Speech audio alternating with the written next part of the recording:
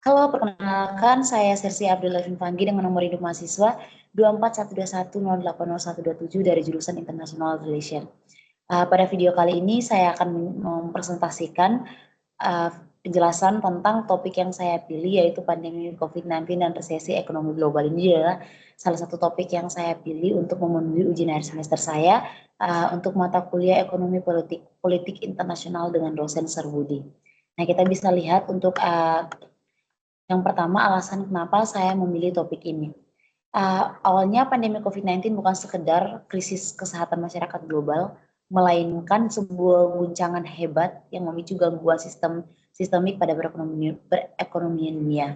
Mengapa topik ini sangat krusial dalam studi ekonomi politik internasional? Kita bisa melihat bagaimana pembatasan aktivitas fisik yang dilakukan secara massal mengakibatkan terhentinya operasional bisnis dan terputusnya rantai pasok global secara tiba-tiba. Hal ini memicu perlambatan ekonomi yang signifikan di hampir seluruh negara tanpa terkecuali. Jadikannya krisis multidimensi yang nyata bagi kesejahteraan global. Next slide. Saya akan menjelaskan tentang dampak pandemi terhadap pertumbuhan ekonomi. Kita bisa lihat ada 3 poin. Kondisi pandemi secara langsung memicu resesi ekonomi global yang dapat kita identifikasi melalui 3 indikator utama. Ada 3 indikator. Yang pertama itu penurunan pertumbuhan ekonomi. Pertama, penurunan pertumbuhan ekonomi secara masif. Kebijakan lockdown menghentikan mesin pertumbuhan banyak negara. Dan yang kedua, terhentinya konsumsi masyarakat. Pembatasan mobilitas dan ketidakpastian masa depan menyebabkan daya beli masyarakat melemah drastis. Dan yang terakhir, ketiga, melemahnya investasi global. Para aktor ekonomi cenderung menghindar risiko yang mengakibatkan aliran modal global untuk ekspansi bisnis mengalami stagnasi. Ketiga faktor ini menciptakan efek domino yang menekan aktivitas ekonomi global ke titik terendah dalam beberapa dekade terakhir ini. Nah, next slide. Untuk berikutnya saya akan menjelaskan tentang dampak sosial dan tenaga kerja. Resesi ini juga membawa konsekuensi sosial yang sangat berat ya. Sektor tenaga kerja menjadi salah satu yang paling terdampak melalui fenomena PHK massal.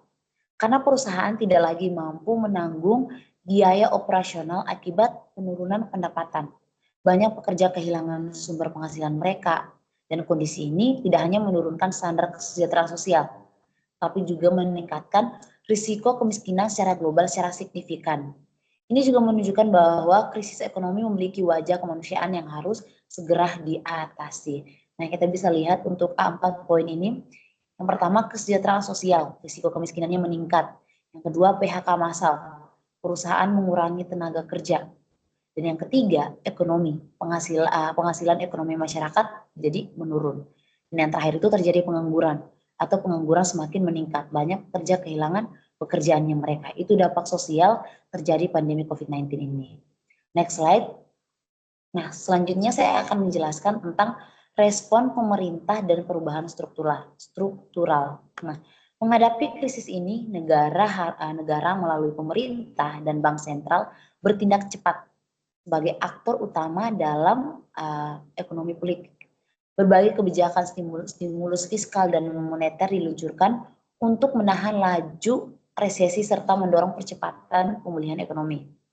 Menariknya, pandemi ini juga berperan sebagai katalisator dalam perubahan struktural, yakni percepatan transformasi digital dalam dunia kerja dan dunia bisnis. Adaptasi teknologi ini menjadi kunci bagi ketahanan ekonomi baru di masa pasca pandemi. Nah, jadi kalau kita baca, pemerintah dan bank sentral ini punya peran yang sangat penting ya. Mereka itu punya peran utama dalam terjadinya untuk perubahan bisa mengatasi terjadinya pandemi ini dengan segala dampak yang terjadi. Nah, pemerintah dan bank sentral merespon krisis dengan berbagai kebijakan untuk menahan dan dampak resesi. Jadi, biar bisa menahan dampak resesi dari pandemi COVID-19 ini sehingga mendorong terjadinya pemulihan. Di sisi lain, pandemi juga mempercepat transformasi digital dalam dunia kerja dan bisnis. Jadi secara singkat seperti itu ya, respon dari pemerintah dan juga perubahan struktural. Nah, untuk mungkin itu saja penjelasan terkait dengan pandemi COVID-19 dan juga resesi ekonomi politik ini. Dan sebagai kesimpulannya, pandemi COVID-19 merupakan krisis multidimensi yang memicu resesi ekonomi global. Dampaknya dirasakan pada pertumbuhan ekonomi, tenaga kerja, dan juga kondisi sosial masyarakat. Namun, melalui kebijakan pemerintah dan adaptasi teknologi, proses pemulihan ekonomi mulai berjalan secara bertahap. Jadi sebagai simpulannya, walaupun pandemi COVID-19 ini telah membuktikan betapa rapuhnya integrasi ekonomi global saat itu 2019, namun dampaknya yang meluas pada pertumbuhan ekonomi, stabilitas pasar tenaga kerja, dan kondisi sosial yang memerlukan koordinasi kebijakan yang kuat. Namun demikian, melalui intervensi kebijakan yang tepat dari pemerintah dan adaptasi terhadap teknologi digital, proses pemulihan ekonomi kini mulai menunjukkan titik terang secara bertahap. Jadi kita bisa melihat sekarang sudah terjadi pemulihan secara bertahap ya. Mungkin itu saja presentasi dari saya, semoga bermanfaat.